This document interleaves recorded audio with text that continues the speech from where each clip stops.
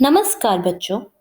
हमने पिछली कक्षा में सीखा था कि भाषा की सबसे छोटी ध्वनि जिसके और टुकड़े नहीं किए जा सकते उसे वर्ण या अक्षर कहते हैं।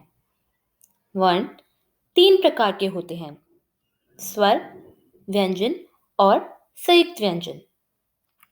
आज की कक्षा में मैं आपको बताऊंगी कि व्यंजन और संयुक्त व्यंजन क्या है, स्वर और व्यंजन में क्या अंतर है, स्वर व्यंजन के लिए किस प्रकार जरूरी है। बच्चों, जिन ध्वनियों का उच्चारण करने के लिए स्वरों की आवश्यकता होती है उन्हें व्यंजन कहते हैं। जैसे कि आपको बताया गया था कि हिंदी वर्णमाला में कुल मिलाकर 33 मतलब 33 व्यंजन है। व्यंजनों का उच्चारण करते समय हवा हमारे मुंह के किसी भाग से टकराकर या रुककर बाहर आती है। आइए बच्चों, आप भी मेरे साथ इन व्यंजनों का उच्चारण कीजिए।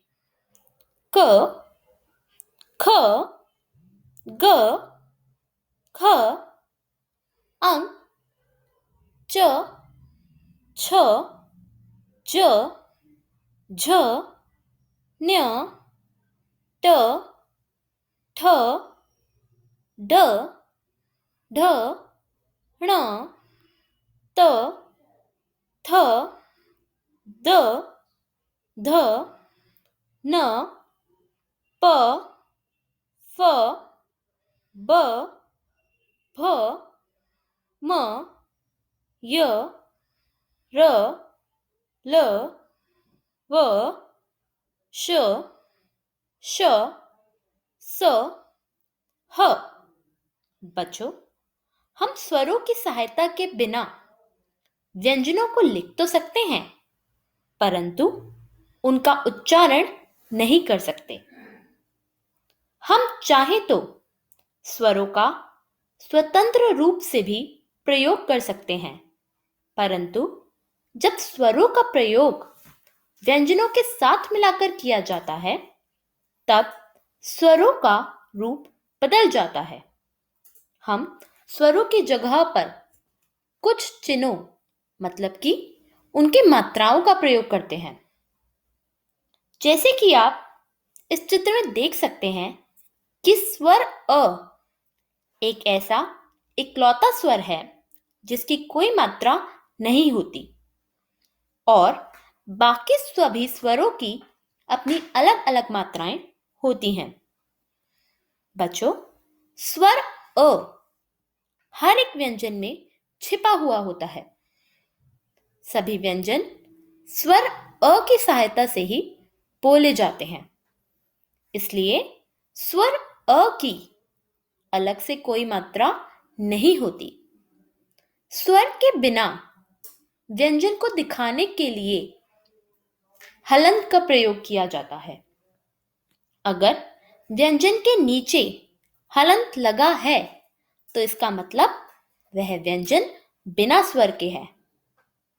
बिना स्वर के व्यंजन में जब स्वर अ जुड़ जाता है तो उस व्यंजन के नीचे से हलंत हट जाता है। जैसे कि आप देख सकते हैं, हलंत वाले क के साथ स्वर अ के जुड़ने पर व्यंजन क के नीचे से हलंत हट गया। ऐसा बाकी सभी व्यंजनों के साथ भी हुआ। बच्चों, मैंने आपको स्वरों और व्यंजनों के बारे में बताया। अब मैं आपके साथ इन दोनों के बीच के अंतर के बारे में बात करूंगी। सबसे पहला अंतर, हर स्वर की अपनी मात्रा होती है। स्वर अ इकलौता ऐसा स्वर है जिसकी मात्रा नहीं होती।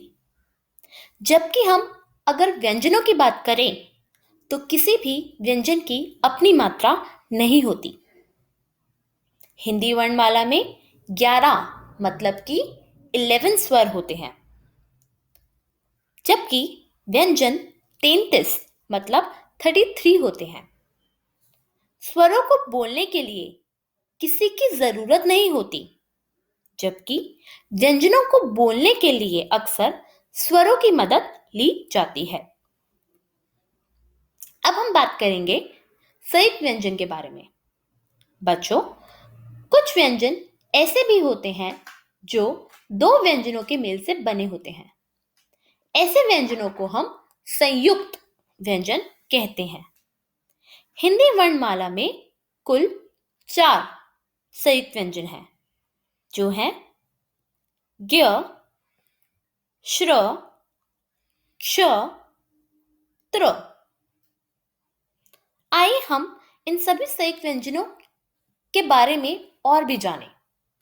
सबसे पहला संयुक्त व्यंजन है ज्ञ, जो बिना स्वर के ज और न्य के मेल से बना है।